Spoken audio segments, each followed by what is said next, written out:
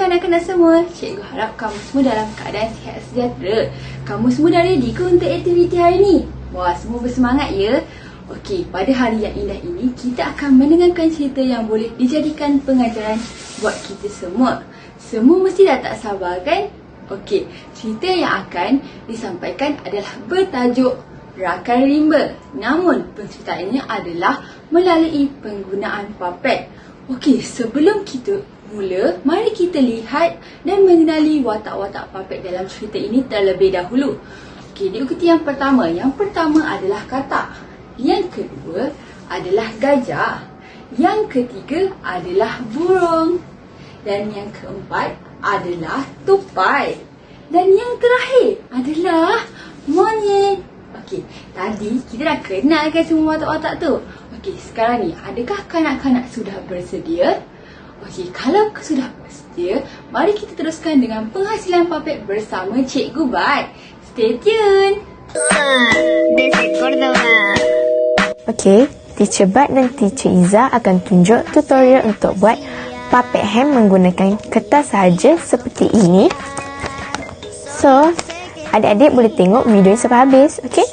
Baiklah, Teacher Bat akan tunjuk dahulu cara buat paper bag seperti ini. Okey? Dan Teacher Iza akan tunjuk cara tampal anggota badan haiwan seperti ini. Okey? Baiklah adik-adik, bahan-bahan yang kita perlukan untuk buat paper bag adalah kertas warna, pensel, pembaris, gunting dan gam. Baiklah, pertama adik-adik buat garisan di hujung kertas menggunakan pensel dan pembaris. Kedua, adik-adik lipatkan kertas mengikut pada garisan yang telah kita buat tadi.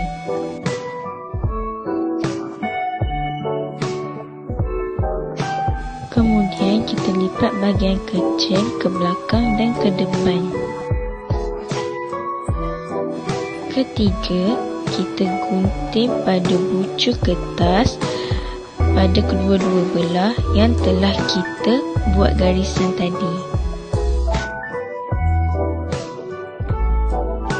Keempat, letakkan gam di bahagian yang telah kita guntingkan tadi.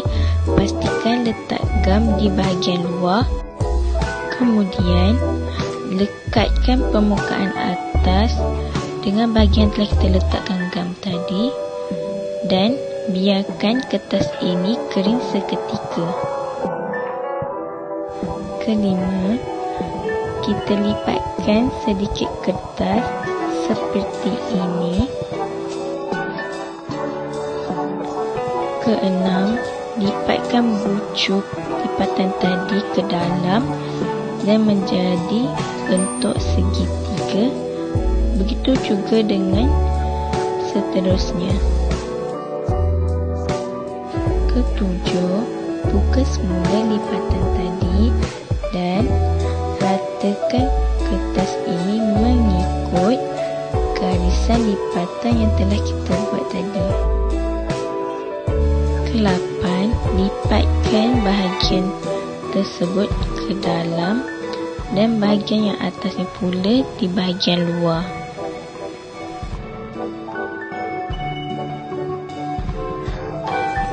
Kesembilan, letakkan sedikit gam pada bahagian dalam seperti ini.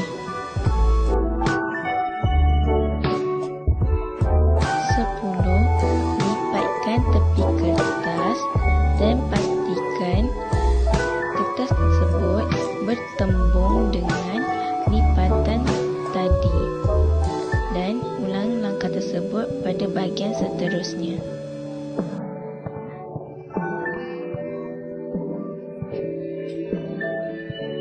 11, buka semula lipatan tadi dan masukkan tangan ke dalam untuk kembangkan paper bag tersebut. Langkah terakhir, bentukkan paper bag tersebut mengikut lipatan garisan yang telah kita buat tadi.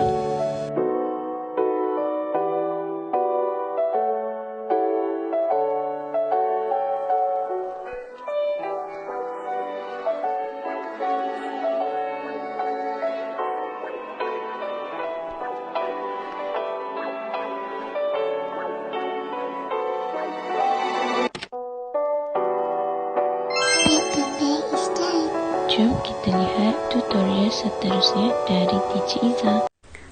Dah tengok kan Teacher buat paper bag? Okey, sekarang Teacher Iza nak tunjuk cara tampal bahagian badan haiwan yang Teacher Iza nak buat. Okey, Teacher Iza nak buat haiwan burung. Dekat burung kan ada mata, ada kepak, ada paruh, ada kaki. Okey, jadi Teacher Iza nak tampal bahagian badan burung tu dekat paper bag. Okey, so jom kita tengok sama-sama. Antara bahan dan peralatan yang digunakan adalah pen, gunting, gam dan kertas warna. Langkah yang pertama adalah lukis dan gunting bentuk-bentuk ini di kertas warna. Kemudian ambil paper bag yang sudah siap dibuat menggunakan kertas warna dan tampal bentuk-bentuk yang telah digunting tadi pada paper bag ini.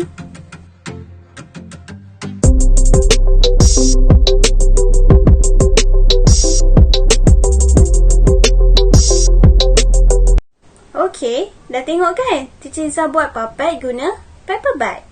Okey, jadi adik-adik boleh buat dekat rumah. Tak kisah haiwan apa je yang adik-adik nak buat. Jadi itu saja dari Teacher Iza. Semoga adik-adik boleh ikut step by step apa yang Teacher Iza tunjukkan tadi. Okey? Salsa desde Córdoba. Kisah ini menceritakan tentang haiwan-haiwan yang tinggal di sebuah hutan. Burung, tupai, gajah, monyet dan juga katak hidup dengan penuh kegembiraan. Mereka saling menyayangi dan prihatin terhadap satu sama lain. Pada suatu hari, mereka merasakan seperti berlaku sesuatu perubahan dengan hutan yang ditempati oleh mereka. Dulunya, hutan itu mempunyai banyak sumber makanan. Pohonnya lebat dan banyak buah-buahan. Airnya bersih dan sangatlah jernih. Hari demi hari, hutan kelihatan tenat, banyak pohon-pohon yang berguguran daunnya, serta tidak banyak buah-buahan yang tumbuh. Haiwan-haiwan yang tinggal di dalam hutan mula gelisah kerana bimbang jika mereka akan kehilangan sumber makanan. Haiwan-haiwan di dalam hutan hanya mampu berdiam diri dan terus mengumpul makanan yang tersisa. Si gajah yang melihat keresahan di wajah rakan-rakannya mula menyusun strategi untuk menangani masalah tersebut. Si gajah meminta rakan-rakan rimbanya untuk berkumpul di rumah si katak, iaitu di tepi sungai. Mereka mula berbicara soal bencana yang menimpa hutan mereka. Gedek-gedek, rakan-rakan, bagaimana ini? Apa hidup kita akan berakhir selepas ini? Bagaimana kita hendak makan jika hutan kita sudah tenat begini? Tenanglah katak. Mari kita sama-sama berfikir bagaimana cara untuk kita bantu haiwan-haiwan lain dan hidupkan kembali hutan kita ni. Cip, cip, cip, cip. Hai rakan-rakan semua. Apa yang sedang kamu bincangkan? Haish, burung. Takkan kamu tidak tahu bencana yang sedang menimpa hutan ini? Hihi. Maaflah, aku baru saja pulang. Beberapa hari lepas, aku melawat rakanku di hutan sebelah. Apalah kamu ini burung, tidak prihatin langsunglah. Alah, maafkanlah aku. Marilah cerita apa yang sedang berlaku. Seperti ni ceritanya. Hutan kita sudah mula tenat dan banyak pohon yang sudah mati dan bekalan makanan kita juga turut berkurangan. Oh no! Bagaimana boleh jadi seperti itu, gajah? Tidak tahulah burung. Mungkin kerana kita kurang prihatin dengan keadaan hutan kita sebelum ni. Ya. Apa yang dikatakan gajah itu ada betulnya juga. Mungkin sudah tiba masanya kita mula fikir cara untuk merawat hutan kita ini dengan lebih baik. Ya, kami setuju.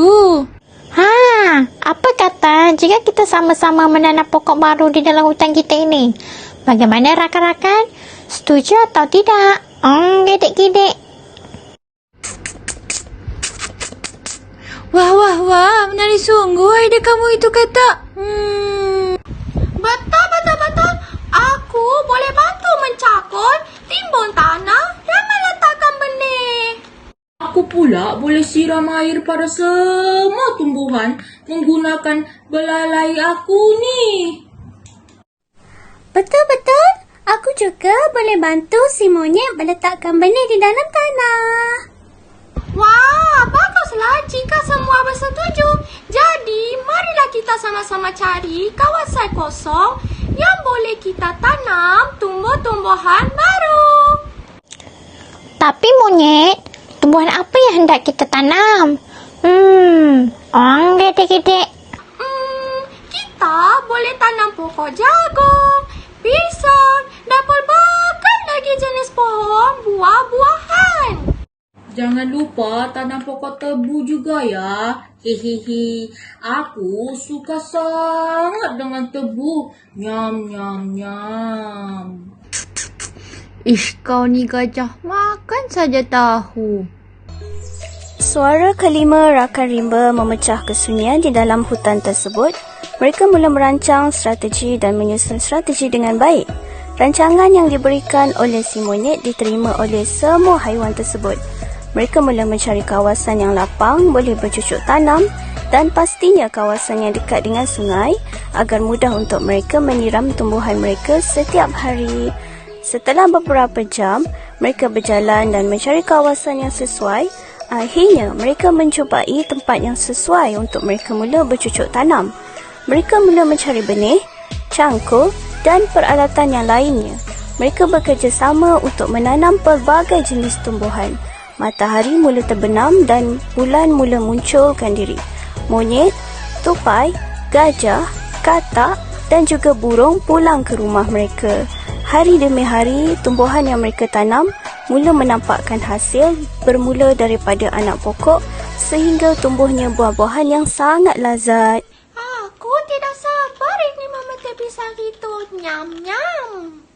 Aku juga tidak sabar mau makan jagung itu. Pasti rasanya manis. Saya nampak tebu. Ada sajalah kamu semua ini. Marilah kita petik ke semua buah-buahan ini dan berikan kepada semua haiwan. Tapi kamu semualah yang petik kerana aku tak mampu berdiri seperti kamu semua. Cis, aku juga tidak boleh berdiri seperti mereka. Tetapi aku bantulah memetik jagung itu.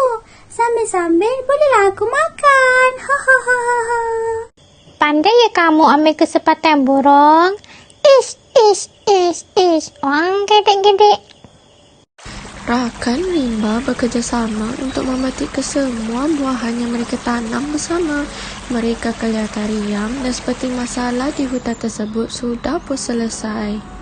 Kelima haiwan itu mula memberikan buahan kepada semua haiwan yang berada di dalam hutan. Haiwan-haiwan itu mengucapkan terima kasih di atas pertolongan yang diberikan oleh mereka semua. Rakan rimba dan haiwan yang lainnya hidup kembali bahagia seperti dahulu. Mereka mempunyai sumber makan yang mencukupi dan air sungai mula jernih atas bantuan si katak yang telah membersihkan sekitar kawasan sungai tersebut. Inilah kisah tentang kasih sayang dan semangat bekerjasama antara sahabat. Semoga cerita ini memberikan tauladan kepada adik-adik semua. Yeay, habislah cerita kisah rakan rimba.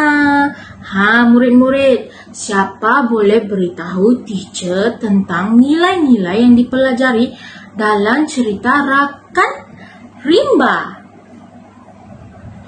Betul, kasih sayang. Lagi ada apa lagi?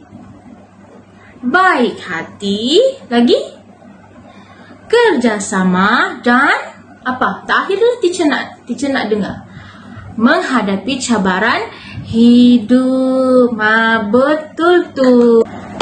Okey murid-murid. Kita dah sampai di penghujung. Okey, harapan teacher adalah semoga cerita Rakan Rimba ni dapat membawa manfaat yang banyak kepada murid-murid. Terapkan nilai-nilai murni tahu yang ada pada cerita Rakan Rimba. Sampai kita jumpa lagi. Bye murid-murid. Assalamualaikum murid-murid semua. Okey, sekarang Teacher Yani akan nyanyikan satu lagu untuk kamu. Tapi Teacher nak semua orang ikut Teacher nyanyi, boleh? Okey, sekarang jom kita nyanyi bersama.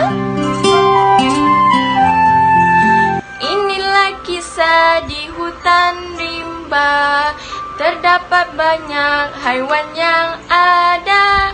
Burung, katak, tupai dan gajah. Monyet pun ada dalam cerita. Marilah dengar cerita katak. Badan si katak berwarna hijau. Krok, krok, krok di tepi sungai.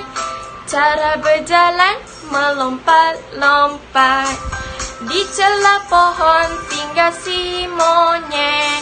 Duduk bersandar sungguhlah tenang. Membuka pisang untuk dimakan. Melompat bergayut sungguhlah riang. Okey, murid-murid semua teruskan ikut teacher bernyanyi, okey? Kerana dalam lagu ini terdapat banyak pengetahuan yang murid-murid akan ketahui. Okey, murid-murid, jom kita sambung menyanyi. Di dalam hutan tinggal si gajah. Badannya besar, gagah perkasa. Punya belalai sangatlah panjang. Makanlah pula tumbuh-tumbuhan. Terbang-terbangan di udara. Hidupnya bebas kemana-mana. Tok, tok, tok, itulah dia. Seekor burung berbeza nama. Ada seekor haiwan yang comel. Duduk di dalam sebuah sarang. Itulah dia si tupai tanah. Tupai pokok dan juga tupai terbang. Terima kasih murid-murid semua. Semoga semua terhibur dengan lagu yang teacher nyanyi